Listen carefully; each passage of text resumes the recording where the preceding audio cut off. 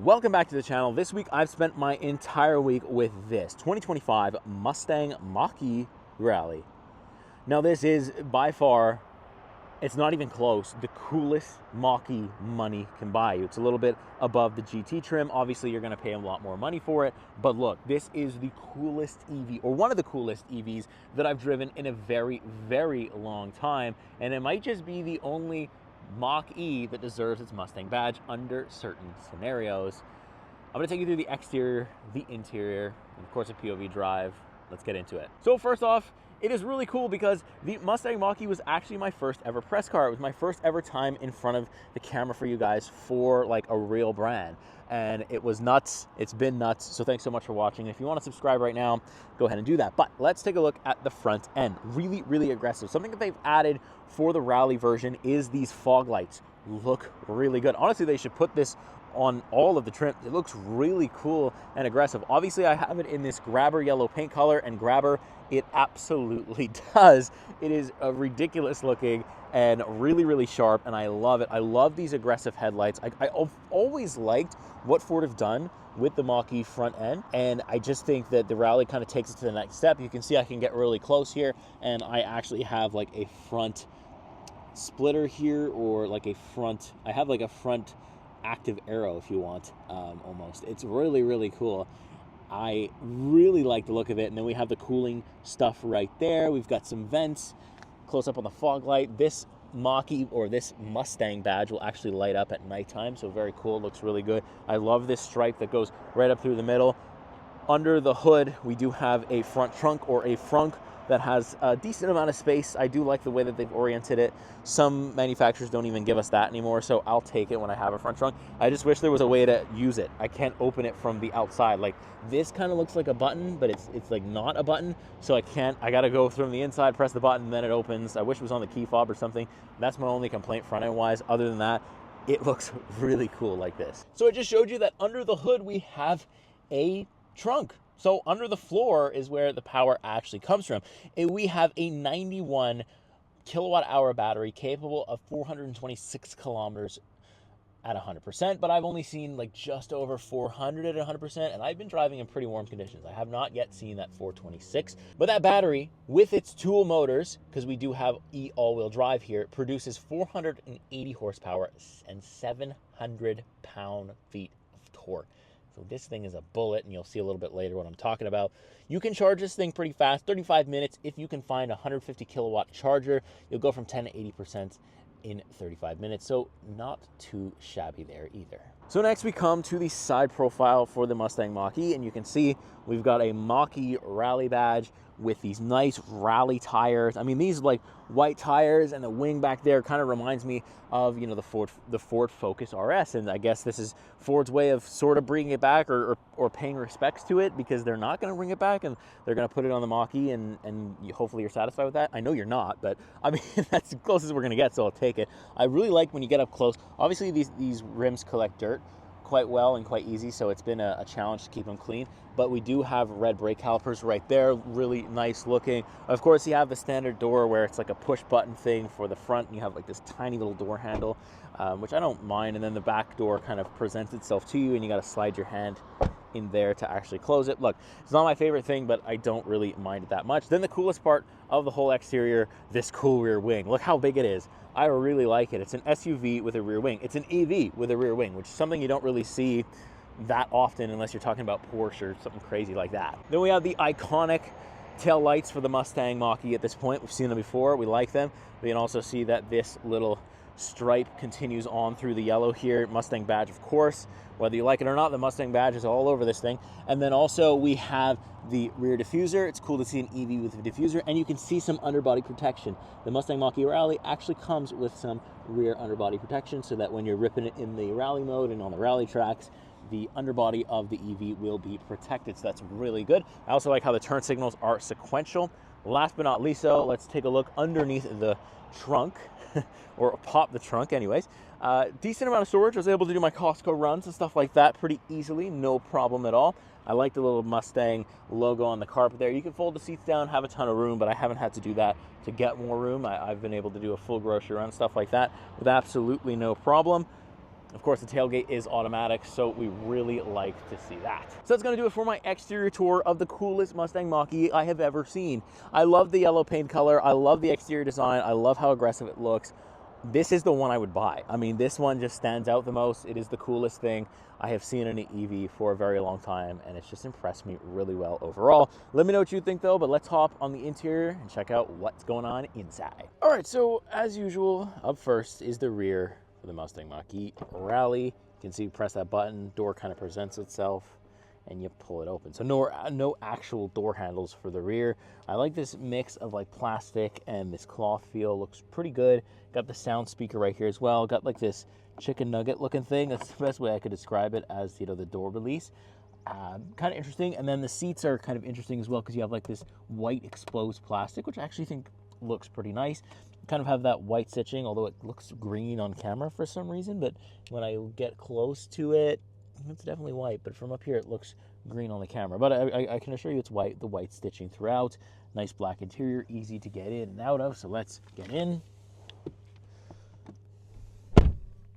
So once you're sitting inside, no sunroof, so it is kind of dark in here, which is interesting. I feel like the top trim of the Rally should have a sunroof, but I guess you're going to Rally it, so you don't care about a sunroof. But I've got some vents back here, USB-C charge ports, which is really good. So no climate control or heated seats or anything back here, but we do have vents, so that will be good enough for the winter. Plenty of space for myself here. This is my driver profile. The vehicle is on, so this is exactly how it's sit, and this is exactly how much room you'd have.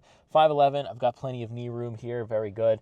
And then also there's a little bit of headroom back here as well, so hard to complain there. Then we move on to our front seat here, or our baby seat actually. Easy to fit in case you're interested or wondering. No trouble at all. I'm able to get the baby in and out, seat in and out, and then we've got this guy that's gonna fold down here, and you can see the cup holders. Very nice. So back seat overall pretty decent. Let's check out the front. All right, so next up is the front seat. Much of the same thing. Press the button, but we have a little door handle here for the front seat. We've got the B&O sound system speaker right here, the 2 memory seat settings on the door, power controlled seats, as well as the seats. You got the Mach-E Rally on there as well, with the kind of you get the special seats with this, just like you do in the GT. Well, let's actually hop in here. Hop in, close the door, and it's much of the same that you're pretty much used to seeing inside most modern Mach-Es. We've got the decent size steering wheel, decent steering wheel overall, because we do have physical controls for volume and physical controls for the cruise control, so I always appreciate and enjoy that. Lighting controls over to the left here, got my illumination stuff, and the different lighting. I can turn on and off the fog lights with the press of that button.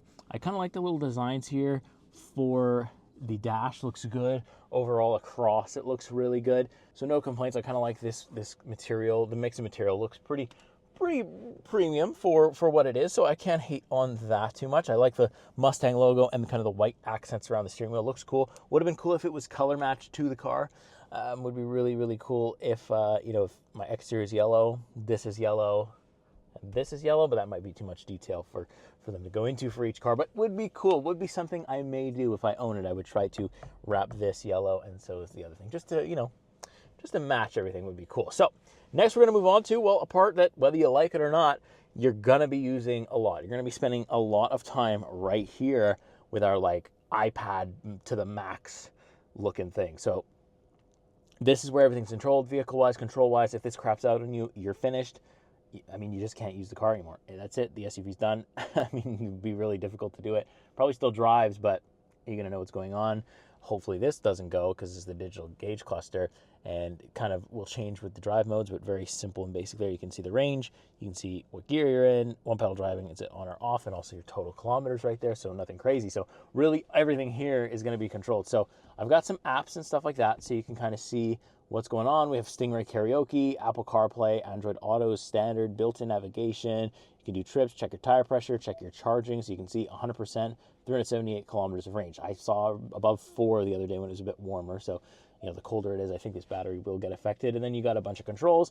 I've got my stuff like this. It says performance upgrade enabled of my GT. So technically you can see this is a GT. I can put whisper mode, I can put engage, I can put unbridled, and then I have Rally Sport, which Rally Sport will do all of this, and you can pause it and read it. But basically, what it means is that it is really good for off-road, turns off your one-pedal driving, turns off the stability control, really lets all the power loose into the wheels, and just lets you have a ton of fun. It says to only use it on the off-road, but you can use it on the on-road, and we will do that a little bit. I can open my front and rear trunk from there. I've got a bunch of different settings here, connectivity software updates, so this can receive over-the-air updates, which is going to be good. Look, it's not the fastest system in the world. It's also not the worst. This integrated turning or volume knob is cool, and I have heated seats, no ventilated seats here for the trim. Kind of find that interesting, but there we are. And everything's controlled here, and this guy will kind of have dual purposes. It'll be for volume or fan speed, so it's good that they've kind of reconfigured that button. I've also got 360-degree camera, decent quality. I can see everywhere. It's not a very big vehicle, so it's not something I'm worried about. And then I've also got entertainment, so I can go on YouTube while I'm charging. I can do pretty much anything I need to do game-wise, I guess. There's a ton of different games there. So no, there's that too. So it's just, look, I don't hate it. I think, like, if you're copying the Tesla Model Y formula, I'd probably go with a Mach-E over a Model Y anyways. And I mean, you're going to get much of the same thing. Maybe you could say the Tesla software is a little bit better, but honestly, at this point in life, who wants a Tesla? And that's that. So look, this is what we're dealing with. It's not the greatest thing in the world. It's a little slow, but as long as it stays stable, stability is going to be the thing that, you know, you want to look out for long term.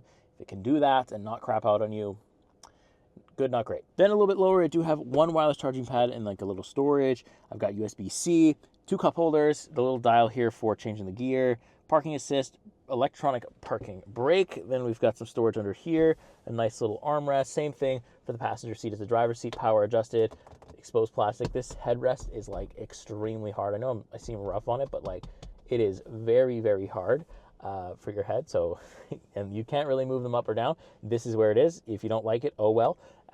That's it. It's kind of what it is. But I like this material of the seat. Really nice. The leather and cloth, again, good mixes here. So overall, not a bad interior at all. Simplistic, yet can still be fun. This is the funnest Mach-E I have ever driven. So let me show you why. And let's take it on the road. All right, so out on the road now with the Ford Mustang Mach-E Rally. And we are attracting all the eyes this week. I mean, it's just been crazy. I mean, I've had people come up to me, what color is that?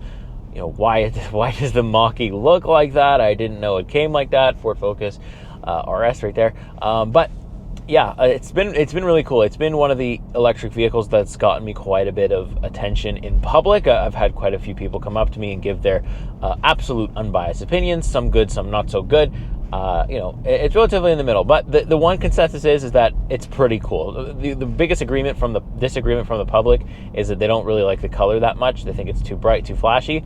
Personally, I love the color. I love the way it drives. I think it's really been fun.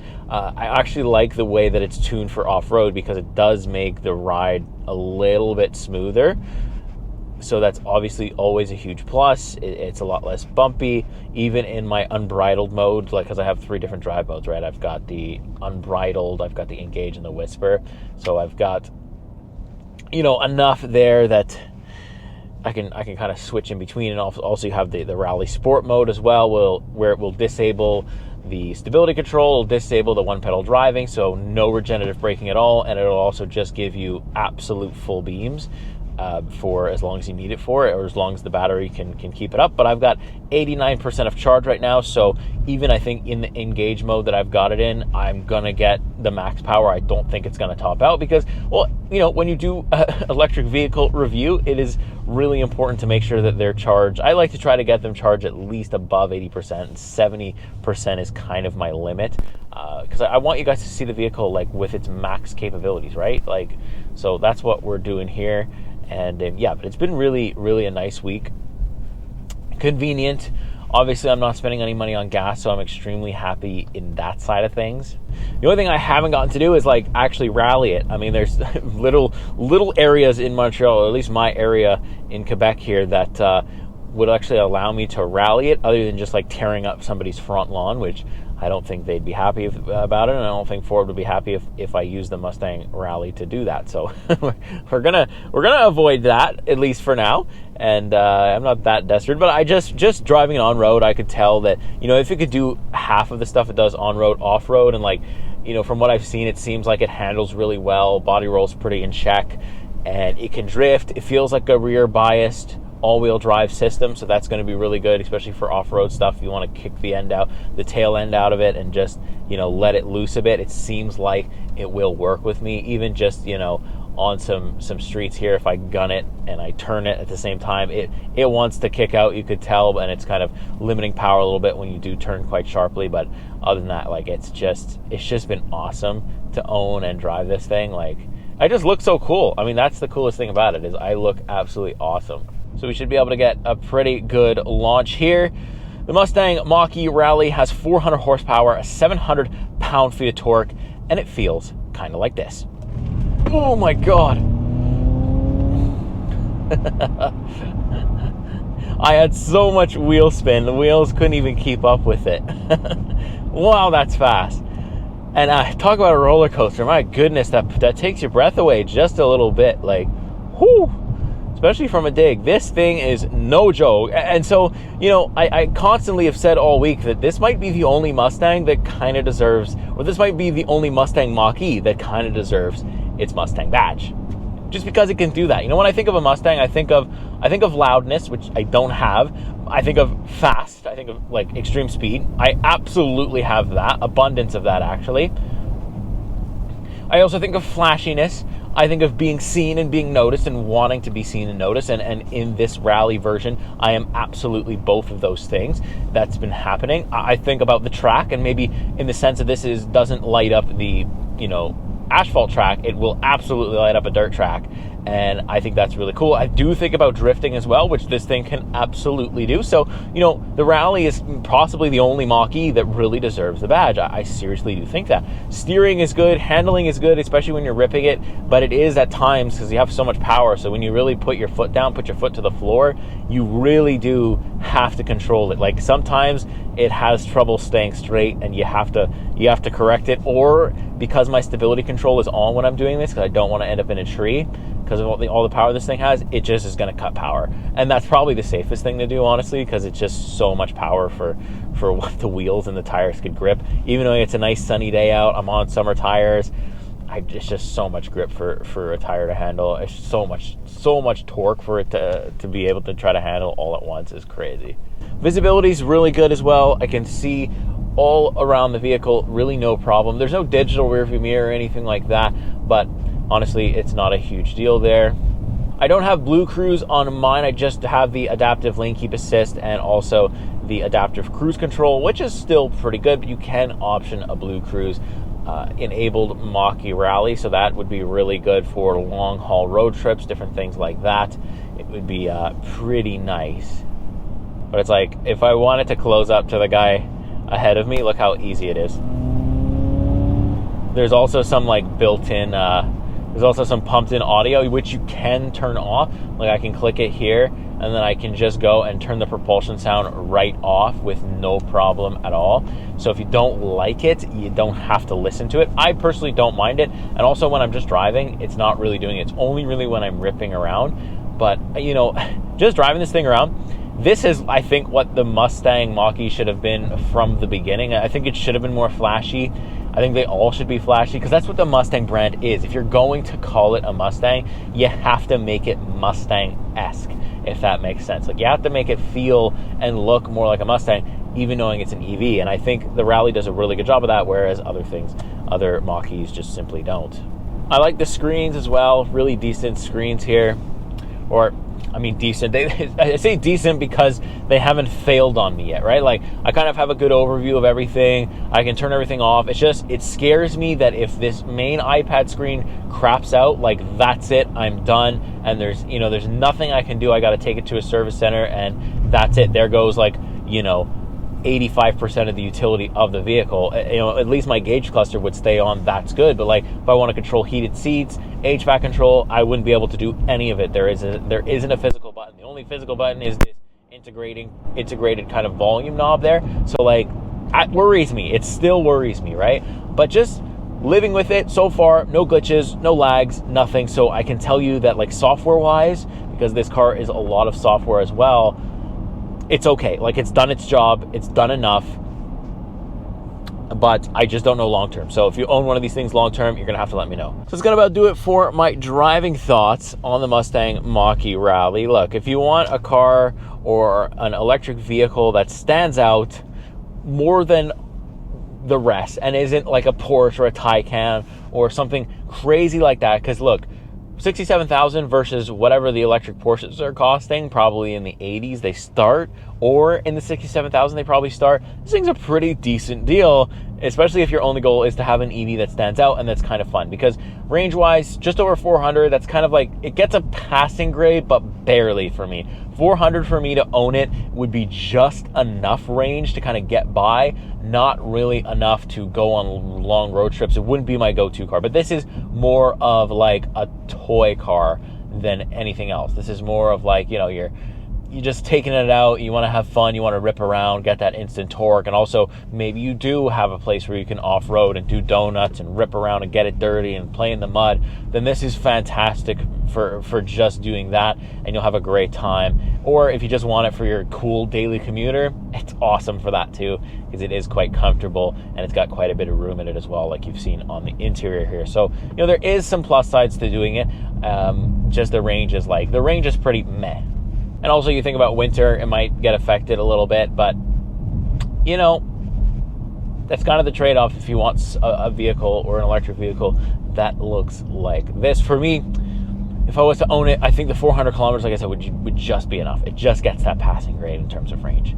But in terms of everything else, it is pretty much past in terms of what I would look for if I was to buy it. I just hope it's good reliability-wise. That's the only thing I can't speak on. I don't own them for long enough to tell you anything about it, so you'll have to let me know in the comments. But yeah, as we approach Cyclist Row and taking up the whole, you know, the whole share the road thing doesn't exist with 90% of the cyclists, you know, we will we'll go ahead and get out of here before I go on a rant about these folks on the bikes here.